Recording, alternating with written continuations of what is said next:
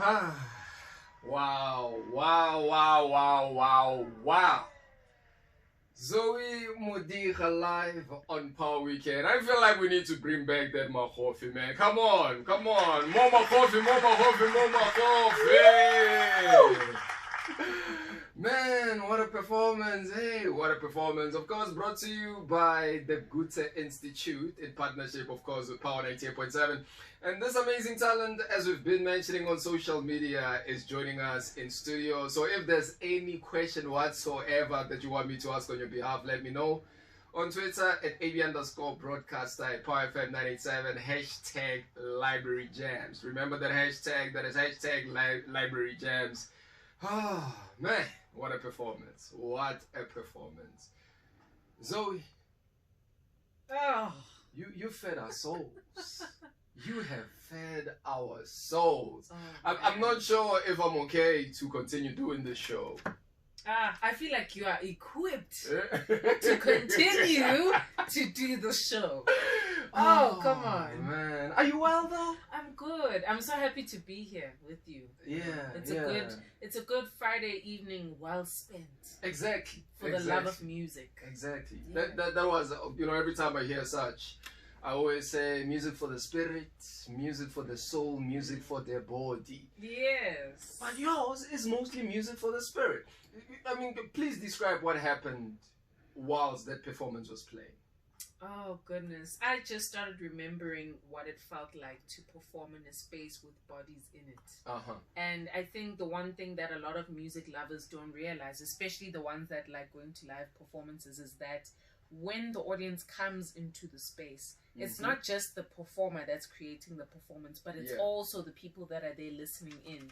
Exactly. So I was just smiling the entire time, just remembering that moment and that performance and feeling like it felt like a purpose that was being lived out. It felt beautiful, it felt fun, it felt emotional. It did. It did. Yeah. And that's why I even said music for the spirit, music for the soul.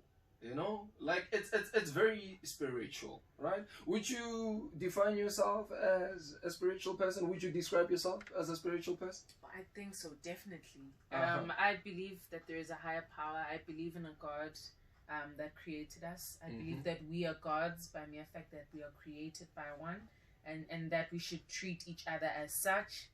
Because if you're a god, you come into people's lives with the idea of respecting them and loving them in the same way that you would your actual creator, if you subscribe to that belief system.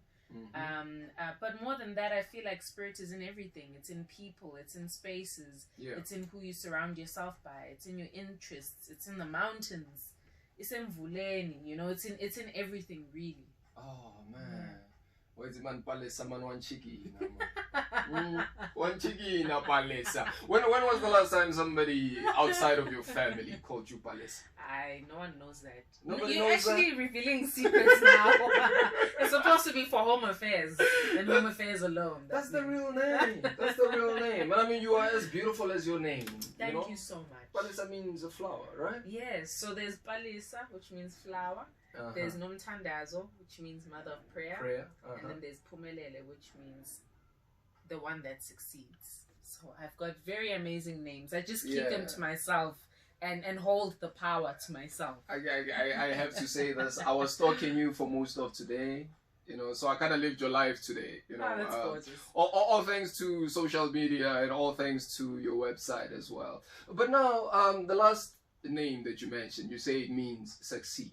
I want us to focus on that because, I mean, whilst I was stalking you, I saw that you are doing a lot of collaborations, you are selling out events as well. Are things going well for you?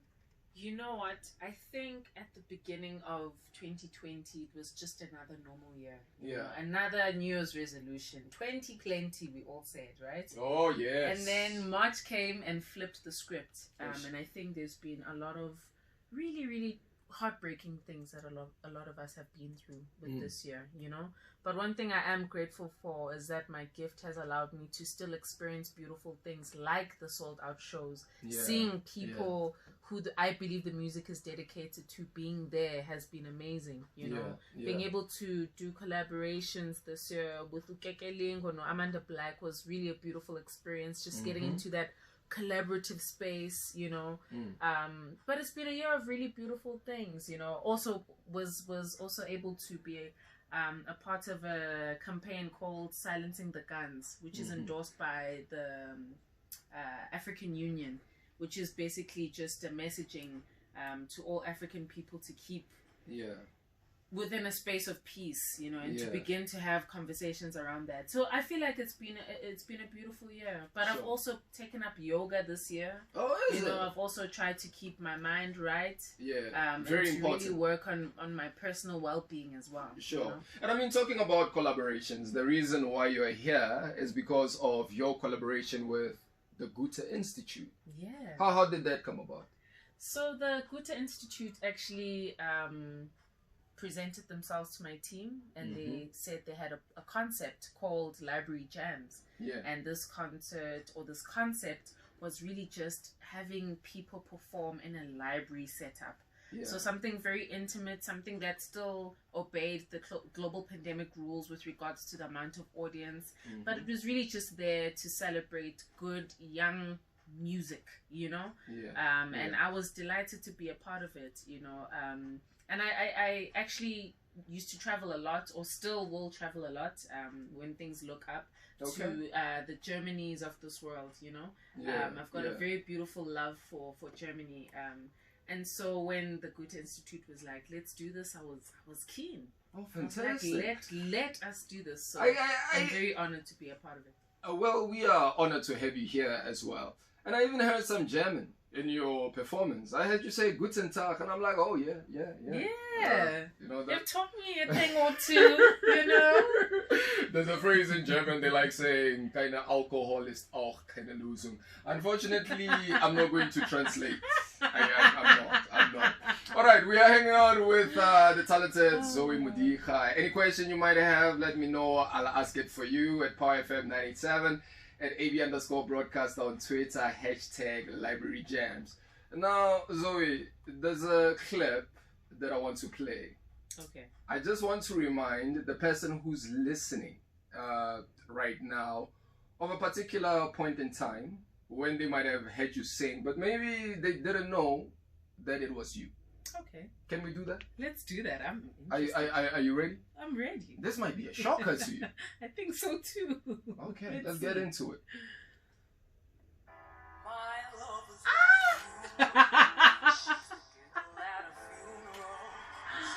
wow. If the heavens ever could speak, she's the last true mouthpiece.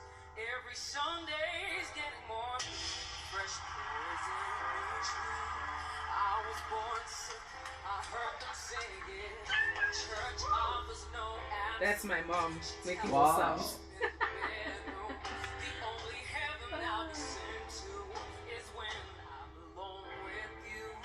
I was born sick, but I love it. Command me to be well.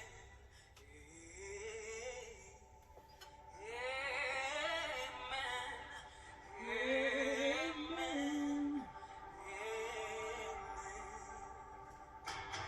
Take me to church, I'll worship like the dog at the shrine of your life. I'll tell you my sins so you can shovel that knife off of me. That death was dead. Good God, let me give you my life. Oh, at the shrine of your life, I'll tell you my sins so you can shovel that knife off of me. That death was dead. Good God, let me give you my life. Take me to church.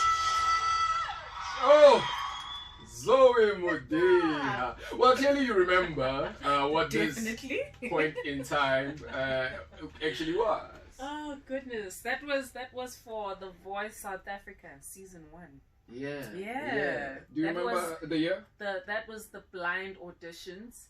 The year must have been 2016. 16. Yeah, Exactly. 2016. Yeah. So what came to your mind whilst that clip was playing? Oh man, just memories, man. Yeah. And you know, there's something about reality TV that's actually so interesting. You know, I mean, it's there to entertain people, but you're there to kind of also experience the love of music and to work with amazing crews, great talent as well. You know, beautiful judges. So it just reminds me of that feeling of being nervous about not knowing, especially in a competitive space as that, not knowing what the future held, but trying to give it my all, you know. Yeah, that's what it reminds me of. There was a lot of really beautiful memories in that show, and a lot of phenomenal talent that was on that show. And I mean, that's where you came to most of our attention, you know, as a country. But you were actually active way before that. Yes. And what other people, well, some people might not know, is that you actually studied music. Yeah. Would you say that has helped you in your journey? Definitely. Look, before even studying music, I had fallen in love with music. My first study of music was Mbali Ewan in Pietermaritzburg, a township setting where Ukoko front opposite is sprinkling the house and they're playing the music loudly. And then on front opposite, there's a kopi there and someone's playing kwaito. And then on the other side, someone's playing pakana. That was really my first study of music. And I fell in love with how it made people feel, that I wanted to get more knowledge and more perspective, you know. And I was able to get a bit of classical and jazz training. And I, you know, it really is just one of those things I'm proud happened. It offered a lot of perspective and allowed me to also interact with my craft in a way where I spend the hours, you know, taught me that discipline of spending the hours on the actual craft and honing the voice, seeing what my strengths are and what my weaknesses are and trying to build from that.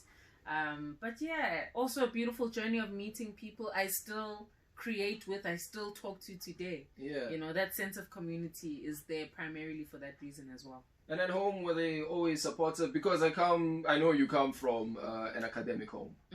Were they always supportive? You're like, you know what? I know. I know there's medicine, there's law out there. But I'm going to play music. You know, I'm really one of the lucky people that was supported. And I think the reason for that is that even though I say my family is academic, they were very musical as well. I learned a lot of my taste in music from my family, my sister, my mom, my dad, my uncle, from everyone, you know. And also I think a lot of the people in my family got opportunities that seemed like they were far-fetched from them to lead the lives that they lead now. So I don't think they would want to stand in my way of my dreams and my goals and what I believe is my purpose, you know. So I'm really, really fortunate in that sense. All right, no, fantastic. All right, so let's get into your question for Zoë Modiga. She's in studio. What would you like to find out from her? Prudence Dire on Facebook says, or rather is asking, what has been the hardest thing about being in the music industry? Prudence. Woo, that question. I feel like there's a difference between the love of music and the music industry. I feel like the love of music is the love of the magic that music is, the feeling that we all need and want, and we survive with, the water to our lungs, you know. That's the power of music, and I believe in it. But I feel that the music industry feels like something completely different, where you have to be a lot more business-minded about what you're doing. Consider yourself as a brand and a product even. I would say one of my hardest challenges of being in the music industry is being able to stay motivated. Because like you say, I have been doing it for a longer time than maybe a lot of people know. And I do have goals, I do have dreams, but to be able to just live in the here and now and be grateful for the opportunities I have and to live in the moment is something that is not always the easiest, you know. But I feel like that question is so weighted. We'd need an entire hour. No, true that. And I'm sure you could say the same. Yeah, no, about I the guess industry. I can attest to that.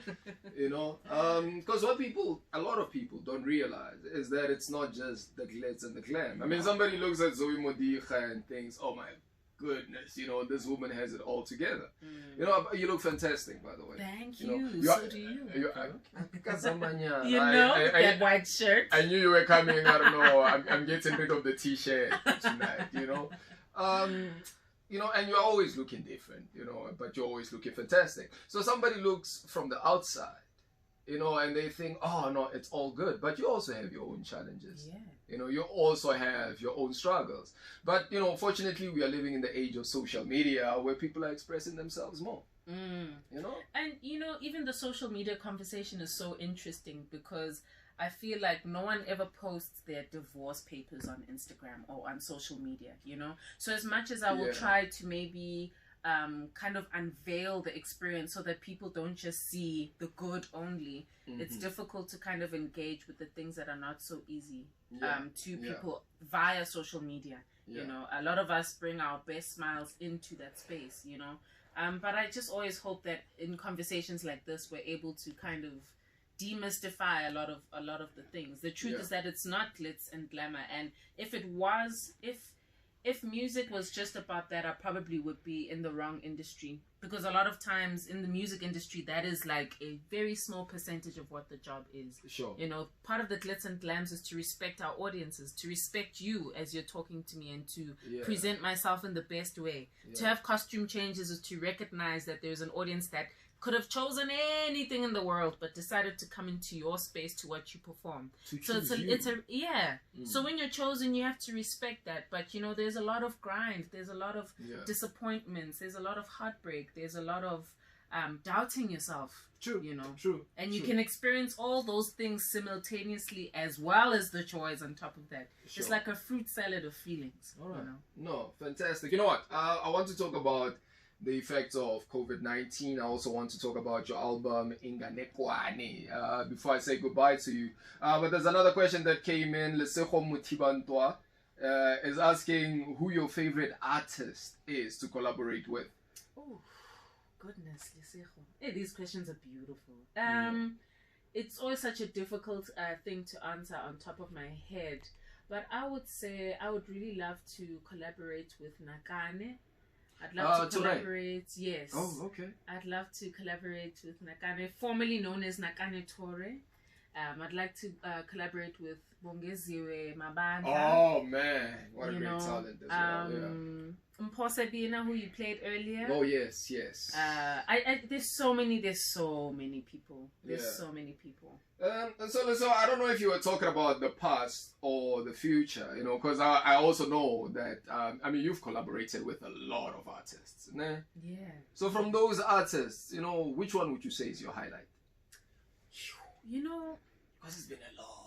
It has been a lot of artists. And I think my approach, especially with the artists I've worked with, it's been a lot of people. Some of them I've grown up listening to their music. Some of them I've revered, I've respected. Some of them the entire country and the entire world respects, you know. Exactly. But I try to really just take it from that human level, and not jump the gun in terms of how I relate with them. And I'm always open to experience something different. So if I meet a particular person that I look up to, that I'm working alongside, I don't expect anything from them. I just want them to come as they are, and I feel like it's easier to get highlights from that, you know? But I can say, if I'm saying from the top of my head, there was actually there's a this is so funny when I think of it. But I actually met Ubrahu a few times before actually meeting him professionally. Okay. He came to visit my high school, and he was doing those talks. And I thought that was so amazing. You know, a few years down the line, I met him in Swaziland again, and we were backstage, and I was like, you're telling me this giant, this cultural icon, I'm backstage with him? Like, I'm seeing him wipe his sweat? You know, and a few years later was the last time I would see him, which was at his Heritage Festival, you know. Yeah. And for me, stories like that are incredible because these are artists that we grew up listening to, you know, and they represent a moment and a memory that is so dear, even to the cultural fiber of us as a people. Yeah. You know, so, but I can talk for hours, man. I have so many stories on so many incredible, amazing musicians. And I mean, talking about Brahu, you also paid tribute to him recently. Eh? Yeah. Like most recently. So that is what we call stuff dreams are made of. So you're basically living your dream now. Oh man, I would say I'm living my dream and a whole lot more. All right. You know what? A lot of artists, they talk about the effects of COVID-19 and how it has affected them. How has it affected you? If I'm perfectly honest with you and the rest of the listeners, I would say that the initial reaction to COVID-19 was that of heartbreak. Yeah. Because we were beginning to look into doing tours in the rest of the country, and we were looking to do tours abroad with the music. So this was going to be a new milestone and a new way of reaching our music to more music lovers all over the world, because the message is a human message. As much as it is for Black bodies, it is a universal message, you know. Sure. So those disappointments, and obviously my work entails people being in one space. So if people are not able to be in one space, that means I don't have work in the literal sense. Music is not a hobby, it's my calling, but it's also my job. Yeah. So that was also very interesting to deal with, and having to be humbled into moving back home. And all of that happened. Well, when you say home isn't like KZN? Oh, not home KZN, home in the vow. Hey, I've got many homes. Okay. You guys will come to realize the more we chat, the more you guys hear me, you know, talking to your beloveds on the radio platform, you'll realize that I've got very many homes. Sure. Because I think to me, homes is more about the people in the space than the actual space as well. Yeah. But so that you know, all these things were very disappointing. I was not as creative for that reason, which is also not fun if it's the world you exist in. True. But I also did get quality time with people who I love, man. You know, I've also got time to really consider a lot of things in terms of who I want to move as in the world, whether privately or in my profession, you know. Yeah. So it gave me a lot of time to think. And I think one of the things I enjoyed about the global pandemic, I mean, even though there's nothing to enjoy about any global pandemic, is that we were able to start having so many important conversations that we were not normally going to really dig into, like the Black Lives Matter movement, you know, the NSARS, the femicides, very important conversations that we got to be a part of, you know. But yeah, I'm just glad we're all here. And I'm sorry for all those that were disappointed, all those that lost loved ones. I grieve with you, and I send you so much love. It's been a very challenging year, but we're still here. All right. We have 4 minutes, and you know, you can't leave without me asking you about your album. Your sophomore album, by the way. Hey? Yes. Inganekwane. Here's somebody who's listening, and you know, this person is thinking, I need to budget. So this person also loves music. You know, they are looking to buy their next album. So here you are. You have an opportunity to sell this album to them. Yeah. What would you say to that person? I would say music is probably the most invaluable thing. You can't buy music. I think there's an illusion that because you buy my CDs or you buy your favorite artist CDs that you buy music, it's invaluable. What it gives to you, the experiences, the fact that it's a soundtrack to your life is probably one of the most magical things about music. And I'm honored to be able to share my perspective on very, very important messaging. And my album is about identity, something that we can all relate to. So why not? Get yourself a copy. I love that answer. Hey man, you know what, Zoe, it was an absolute pleasure having you in studio. That was an amazing performance, and I look forward to, you know, more of the stuff that you're going to do. So I wish you all the best with your future endeavors. Thank you so much. It was so warm. This felt like home. Yeah. Thank you for having me. I'm honored. Man, we are the ones who are honored. You know, you felt like that's a state what names though. You know. I was palace. Yeah, man. Alright, quickly on. By the way, the reason why Zoe hasn't been responding to your tweets and probably Facebook messages as well It's because something happened to her phone. Hey guys, All right, please, I'm quickly. sorry. I'm sorry if I'm not able to respond and retweet and share the world with you. But my phone got stolen yesterday, guys. You know, December and people. By the way, it happened in Sente. Can you imagine? All right, that's But sweet it's for all my sister. good. As soon as I'm able to contact and connect with you guys, I will. All right, and Thank the handles? The handles on Twitter, it's at ZOE_MODIGA. That's at Zoe_Modiga. On Instagram, it's at ZOE_MODIGA. On Facebook, it's Zoë Modiga Musician Band page. So just look for Zoë Modiga, and yeah, I'd love to connect with you. Let's have a conversation. All right, so there you have it. That was our first installment of the Library Gems session. Starting with the amazing Zoë Modiga. You heard for yourself. She's totally amazing. The video part of the performance can be found on the Goethe-Institut YouTube channel. You can also find the link on their website. And also remember, this was the first installment. Next Friday, we'll be hanging out with another amazing artist. You don't want to miss it. A talented young lady, Minnie Call, the first lady of Amapiano. Can I please tell you a short little secret about Shasha? I actually used to go to Mara, Zoe. I'm trying to create anticipation here, and then you mention the name. I'm the worst. You see what happens? Man. What happens in family situations? I told you. She feels like sister. But anyways, tell us about Shasha. Yeah, so I used to go to primary school with her, and I was actually reminding her because we hadn't seen each other in very many years. Oh, is and it? she always had an amazing voice, very, very, very reserved nature, you know, very shy, laid back. So it's so beautiful to see her blossom and to just dominate in the way that she's been able to. So big love. No, fantastic. Sorry to spoil the secret. No, it's okay. It's fine. Well, now you know Shasha is going to be here next Friday, and we are definitely going to play this clip, and then she'll confirm or not. Nah? Okay.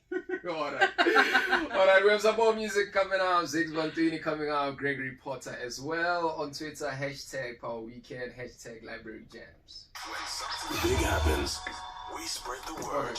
I need to rush. I was pressed for the last 10 minutes of the interview. Is it? Yeah. No, it's okay. Hey, thank you, brother. It was some good times.